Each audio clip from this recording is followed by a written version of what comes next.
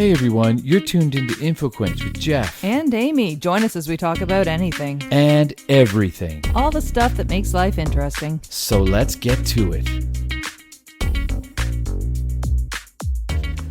Hey everybody, and welcome to InfoQuench. I'm your host, Jeff. And I'm Amy, and this is part 3 of Unsolicited Advice. Part 3, we promised it was coming, and here it is. It is, so we're going to jump straight into it. The next bit of advice is, you are what you do. Not what you say, not what you believe, not how you vote, but what you spend your time on. Yeah, but what if you spend the time, your whole time, you don't have any family, and you clean sewers for a living? Well, then that's what you do. You're a sewer You cleaner. are a sewer cleaner. Nothing more, nothing less. Maybe you're Oscar the Grouch. Maybe you're Oscar the Grouch. I always wanted to know what was in his garbage can.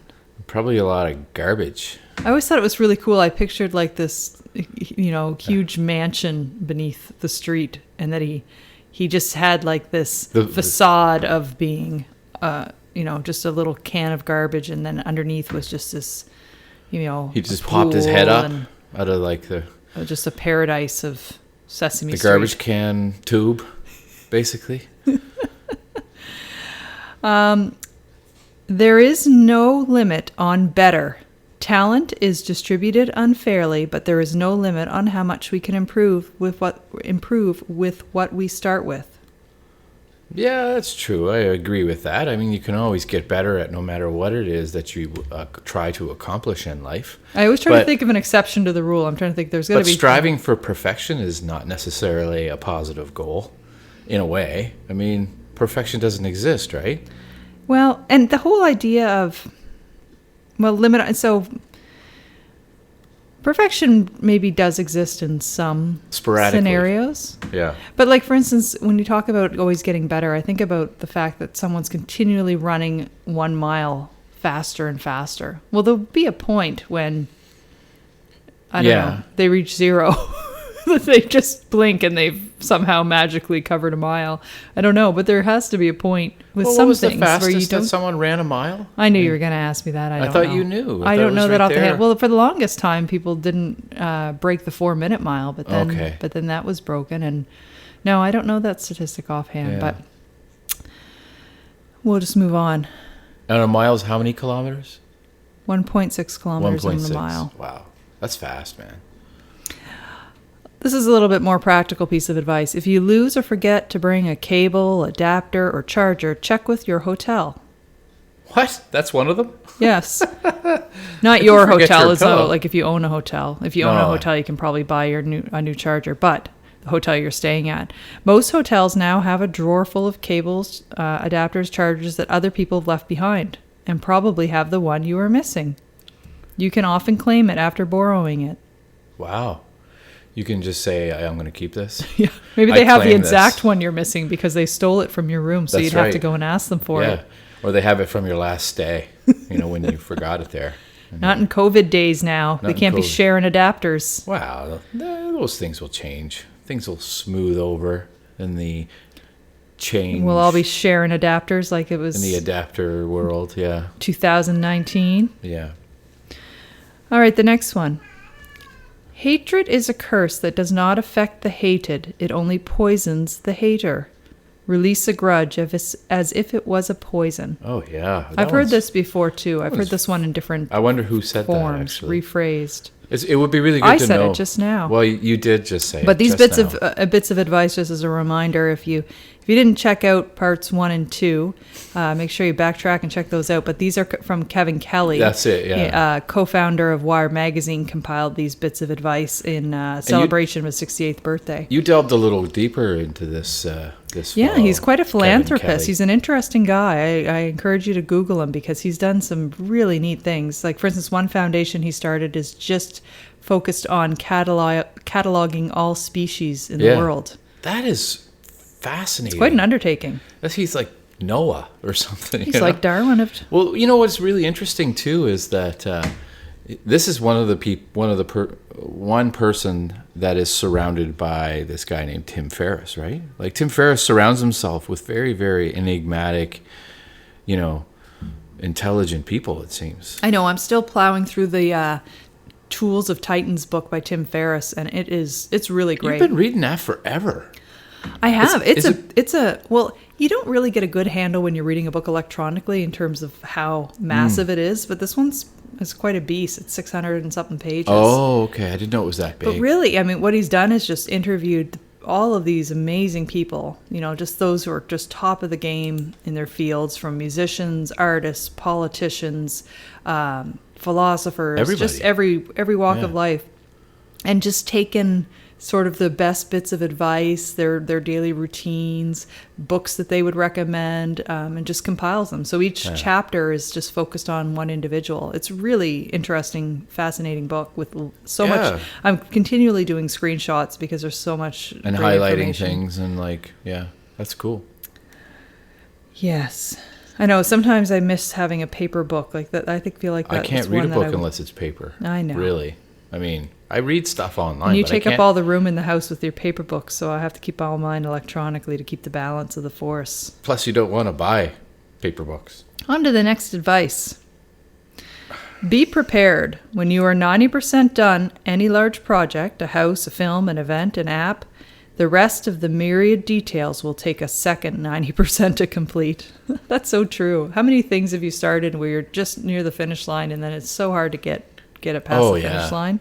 I'm like that. I definitely agree. Be prepared for that. I'm like with that any sometimes large with project. books that I'm not really super into. I'm like, but I gotta finish it. I gotta finish this book. I started it, and you never know. There might be some kind of a twist ending that I just need to stick around for. So you stick around to the end of the book. But sometimes, it takes that 90% to get through the book. It was interesting. I was listening to another podcast this week. I think it was actually an episode of Amanda Hansen's podcast. The women, I'm going to get the name incorrect. Women Disrupted podcast that she started up. But she talked about, if you're reading a book you don't like, do you push on and finish it? Right. And I've often done that, but I think as I get older and I've run out of time, I'm running out of time. It's a very good question because I do both. I always gauge it on really what do I really need to finish this book? Is this book going to be valuable? Like, have I gotten value up to the point? And if I haven't, then I'm not going to finish it. Well, it's really, do you see that is it a failure in not finishing it? And also, if you feel like you're not enjoying it, are you only wasting more time by continuing to read it? So, all right. True. When you die, you take absolutely nothing with you except your reputation. Yeah, you might not even take that. Well, I guess it's an interesting way of phrasing it, but yes, definitely. I mean, your reputation is what you leave behind, right? No one's reported back yet that it died, so... Before you are old, attend as many funerals as you can bear and listen. Nobody talks about the departed's achievements. The only thing people will remember is what kind of person you were while you were achieving.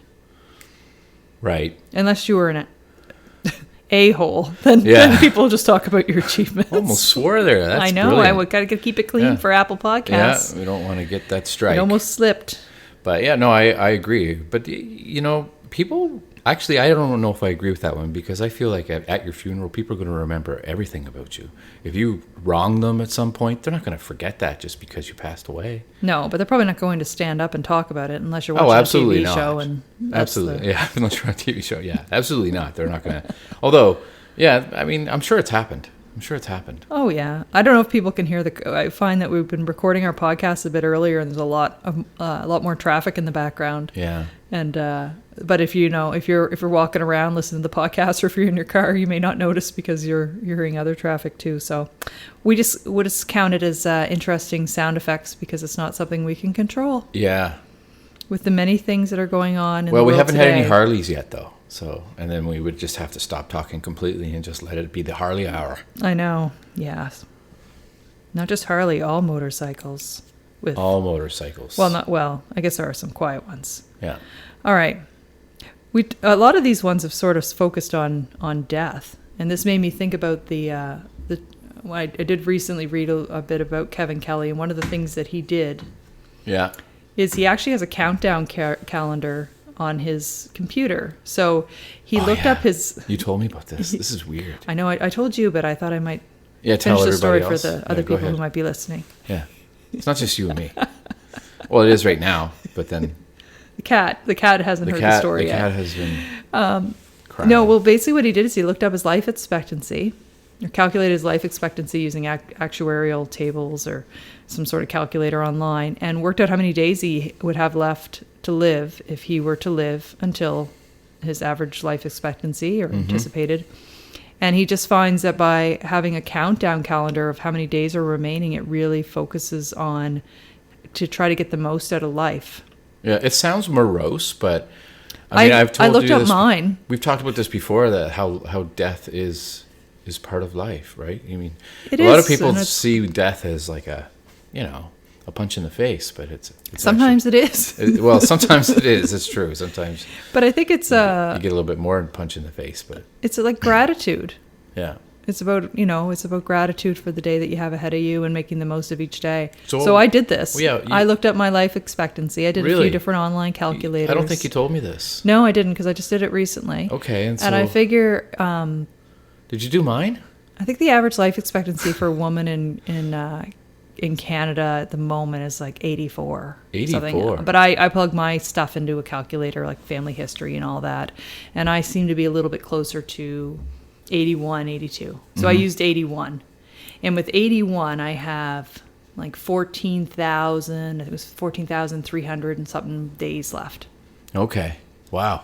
That was a lot of days. And I was thinking, that's a lot of days. I don't really need to start counting the days for a while. So, yeah. Maybe when I get down to like 5,000, I'll start looking at the days. You could even go further than that, right? And then compartmentalize each day. So you could like get as much as you could out of each day until you died. Well, he actually talks about even breaking your life up into 5-year blocks. Like if you looked at how many 5-year chunks you had, and then what do you want to focus each 5-year, whether it's, a major career advancement or traveling during that 5-year period. So yeah, that makes sense, I guess.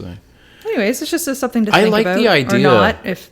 No, yeah, I was just going to say, I like the idea of like doing the economy of time. Like if you have, if you spend an hour doing this, learning this, and then spend an hour doing that.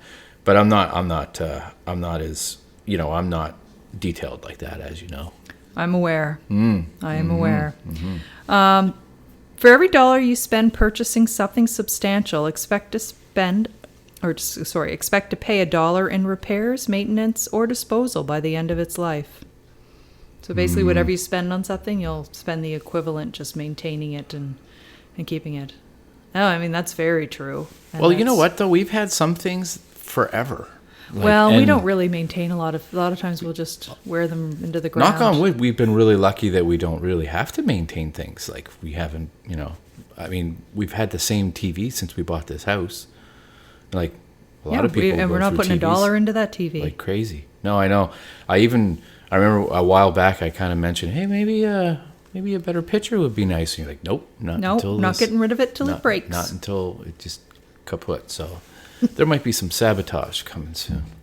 Well, some television sabotage. Older televisions, I think, last better than the newer ones. That was not cheap either. Anyway, let's not talk about our TV the whole freaking podcast. Fascinating content. Okay, sorry. I really like this one. This is very fitting for 2020. If you like it, I like it. When crisis and disaster.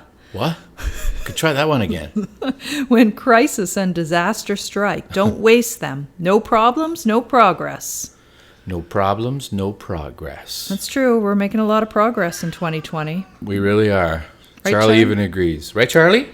Charlie? Yeah, now you don't want to do it. Now you don't want to yank.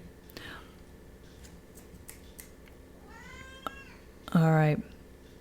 When you get an invitation to do something in the future, ask yourself, would you accept this if it was scheduled for tomorrow? Not too many promises will pass that immediacy filter. That's true, because I am one of those people who will not say yes to things that are in the very near future, because I need time to mentally prepare for things. Like you do. When you I don't, but you just do. drop plans. Yeah, I can do that. The only time I can let go of that a bit, I feel like, is when I'm traveling. Mm-hmm. I'm in that mindset. But you don't do it right away. You take a few days to settle, to decompress, and be able, because you are, more than anybody I know, aren't used to just doing nothing, like for long periods of time. And that's all I do. So you do some things. No, I guess I do. Yeah. Art is what you leave out. What? Oh, art is what you leave out. Yeah, that's true. Same with music. I mean, well, music is art. Dance, whatever. What does that mean? Well, is jazz? What do they say about jazz? It's the notes in between or something. Yes, the notes you don't play that are equally important as to the ones. I don't understand that at all. I can't even pretend to understand what that even means. The really? notes you don't play, but that's not what you're listening to. Well, when you're listening to, say, Miles Davis play like a a trumpet solo, and when he takes those pauses between notes, it lets you reverberate the notes that he already played. They soak in a little bit more, and then there's the anticipation of what notes that he may play, and that makes really great music. So it's like somebody giving a really great speech, and they take that pregnant pause to allow the listener to absorb what they've said. That's exactly it. That's equally important to like what they do say. Definitely. Well, there you go. I learned something. See, I thought when I read that art is what you leave out, I was thinking of like negative space. Yeah. Like, I don't know, what you don't paint. Well, I mean... or maybe an actual negative, like a photography negative. It could be that as well. It's open to interpretation for sure. This one is very important, and my mother taught me this lesson at a very young age. Don't say anything about someone in email you would not be comfortable saying to them directly, because eventually they will read it. Now, my mother shouldn't say email because email wasn't a thing. She used Telegram. She just joking. Well, she said never write down anything that you wouldn't want somebody else to read. Oh, yeah. And I think in today's day and age, that's even more important because things circulate so readily. You have to admit, though, when we were in high school and junior high and stuff, when you're passing back notes back and forth and stuff, you let it all out. Well, and the folding. Do you remember you wrote the folding techniques of notes? I can't believe he did that. Can you believe? What a jerk. Like, I'm sure you wrote things like that and then... Never, honey. I never wrote But then you things. learned, right? Then you learned. No, but I think it's a good practice. I think it's a good practice in business and in personal life. I agree. Let's see. Acquiring things will rarely bring you deep satisfaction, but acquiring experiences will. That's an easy agree. I don't know if I agree with that one, because I'm in the process of getting some wireless headphones. But that's for the experience. Yeah, but I really want to have those to enjoy the experience. Right, but it's not just the owning. Well, okay. If I own those earbuds, it's going to make my experience of running that much better. But if they just sit in a box... By the way, they're $200. What's going on with the cat? I don't know what he's doing. I don't know. He's doing some kind of Shakespearean soliloquy over there. I don't know. He's literally... Sorry. Jeff sounds like such a mean cat owner. I'm not. I love him. And he just knows... I'm the best cat owner. He knows my business voice and hiss.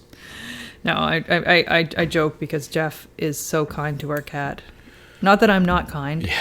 I'm just not as kind. Yeah. All right. How to apologize. These are the instructions.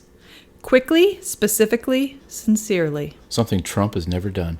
But no, I Isn't agree. That true? Yeah. You really do. And you have to, I think there has to be some kind of a punctuality to it as well. You can't wait like 15 years to apologize. Well, that's the quickly. Oh, yeah, okay. There's only three things.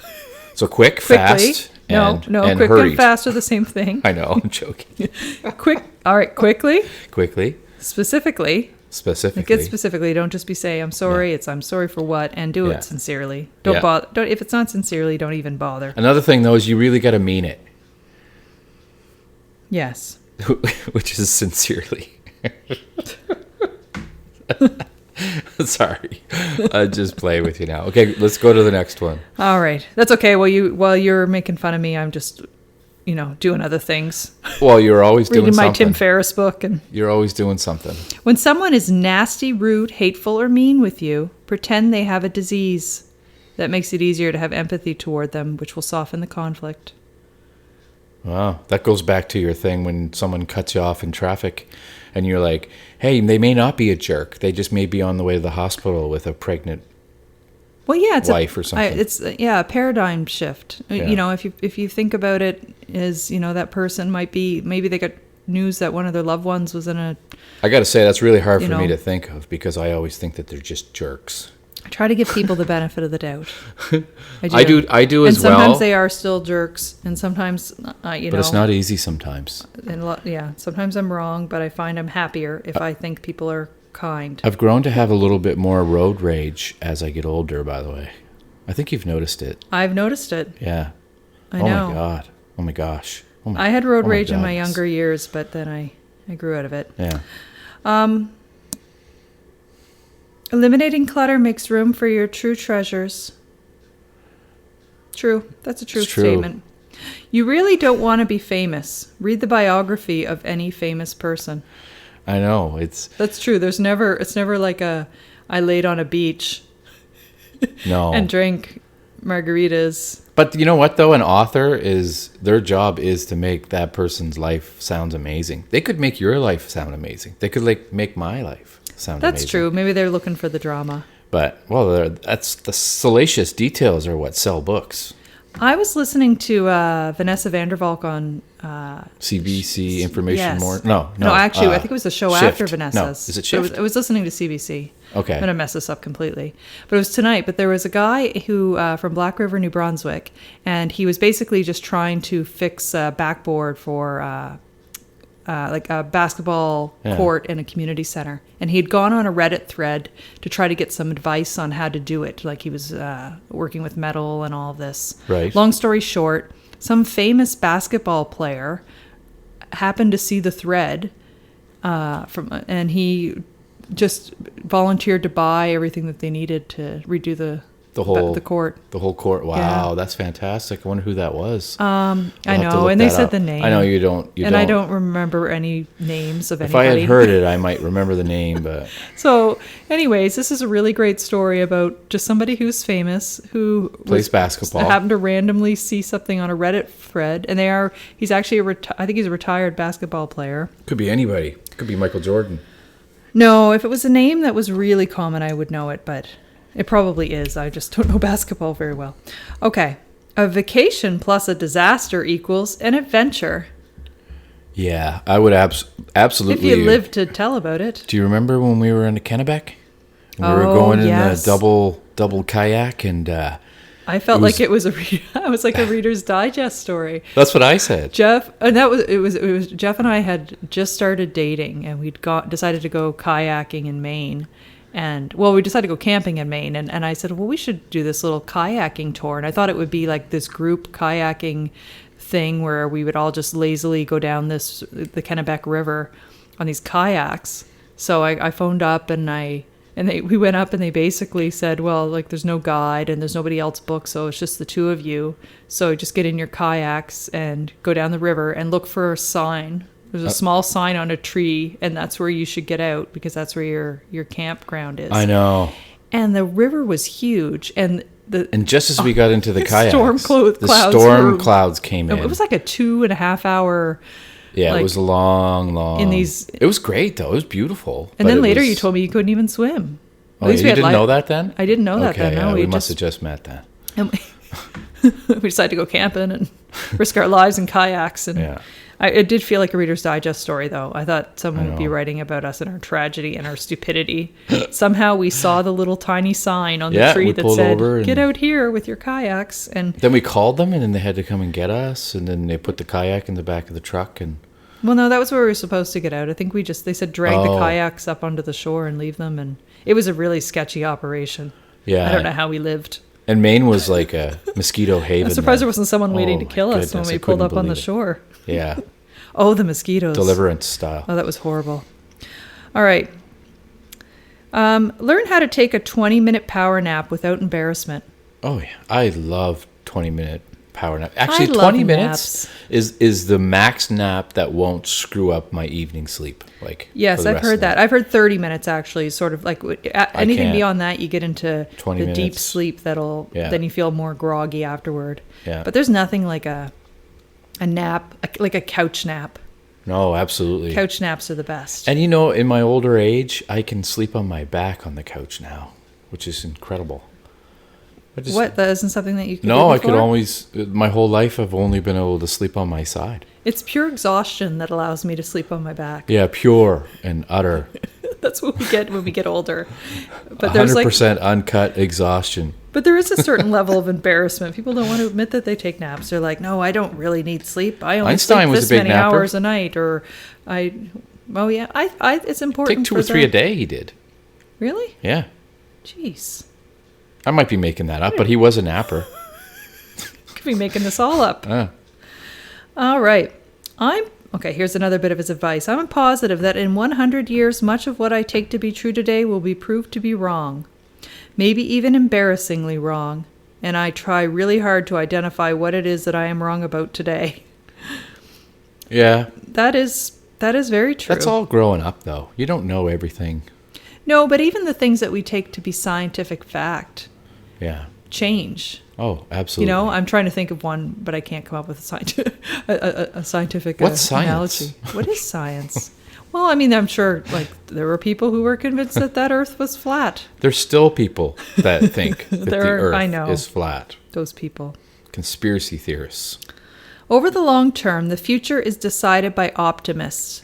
To be an optimist, you don't have to ignore all the many problems we create. You just have to imagine improving our capacity to solve problems. I like that. Yeah. Yeah, I agree. Because it's not until you have that. your blinders on. I consider myself very much to be an optimist. Yes. And I don't have my blinders on to what's happening in the world around us. But at the same time, I try to focus on the good that's happening, the opportunity for progress, the change that will come about. And here's one. The universe is conspiring behind your back to make you a success. This will be much easier to do if you embrace this. Oh, this is embarrassing. I don't know how to say this word. Okay, what is it? Where is it? Huh? Pronoia? Pronoia. You don't know either. I have no idea. I've never even seen that word. Pronoia. I should have reread Just reread spell that it and then let our listeners. Pronoia. I almost want it to say paranoia, but I don't think that that's what it's supposed to say. No, it's not Oh, no. I've never seen that word, so I would have absolutely no idea what it means. I think the best idea is for me to just keep talking and you to look it up. You to look up the definition, and then you can tell me and our listeners it's the belief that the universe is conspiring in your favor. Wow, there's a word for that? Yeah. That's incredible. What an awesome word, too. We should put it on T-shirts and then have people say, what does that word mean? Actually, they probably already know. We're the only 2 people in the world that don't know what that word means. I know. Well, I'm still amazed at how many words I don't know. And you know what, though? Life is a learning experience. And then we die. Well, I'm going to just do this quick little... We're going to learn how to pronounce it. Pronoia. Yeah. Okay, stop it. If you ever need to know how to pronounce a word, just listen to it on YouTube. Pronoia. Pronoia. And then promptly forget how to pronounce any word. Because it doesn't even sound like a person. Pronoia. I think that will be the one that we end on. This has been fun. I really enjoyed this. Yes. I love talking about little bits of life advice. Some of them just better love than talking others. to you, my love. Yes, it's and been our a listeners. Good time. Yes. Looking forward to the next episode. Thanks for listening, everybody, and we'll see you in the next episode. Bye-bye. Bye-bye. Thanks for listening. And remember, you can catch up on past episodes at infoquench.com. Or just about anywhere else you get your podcasts. Be sure to follow us on Twitter, Facebook, and Instagram. And help spread the word about InfoQuench. Till next time.